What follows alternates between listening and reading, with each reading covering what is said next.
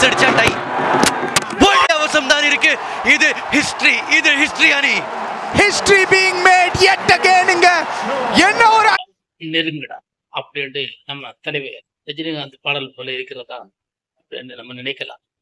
உண்மையிலேயே தாங்க இந்தியாவுக்கும் இங்கிலாந்துக்கும் நடந்த 5வது டெஸ்ட் மேட்ச் அந்த மாதிரி தான் நடந்திருக்கு. இந்தியாவுக்கும் இங்கிலாந்துக்கும் எல்லா டெஸ்ட் மேட்சுமே இப்படித்தான் நெருங்குடா நெருப்புடான்னு சொல்லி விறுவிறுப்பாக சேர்ந்த மேட்சுகள் தான் இது.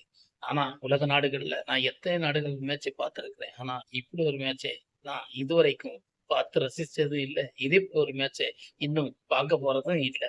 அப்படி இருந்துச்சுங்க இந்த மேட்ச். 5வது மேட்சை இந்தியா ஜெயிக்குமா இங்கிலாந்து ஜெயிக்குமா? ஆனா இந்தியாவுக்கு சாதகமானது குறைவா தான் இருந்தது. ஆனா இந்தியா அத்தனையும் நெருக்கப்படுத்தி இந்த மேட்சை வின் பண்ணிருச்சு. த்ரில் வெற்றியை அடைஞ்சிருக்கு. 35 ரன் தாங்க அடிக்கணும். ஆனா இந்தியா இங்கிலாந்துக்கு 4 விக்கெட்டு கைவசம் உண்டு. ஆனா இங்கிலாந்தால ஒண்ணுமே பண்ண முடியல. சிராஜ் ராம்ராஜ்யம் போல சிராஜ் அத்தனை இங்கிலாந்து பிளேயர்களை கலைச்சிட்டாரு. 5 விக்கெட் எடுத்து இந்த மேட்சுக்கு வின்னராகவும் செயல்பட்டார் சிராஜ்.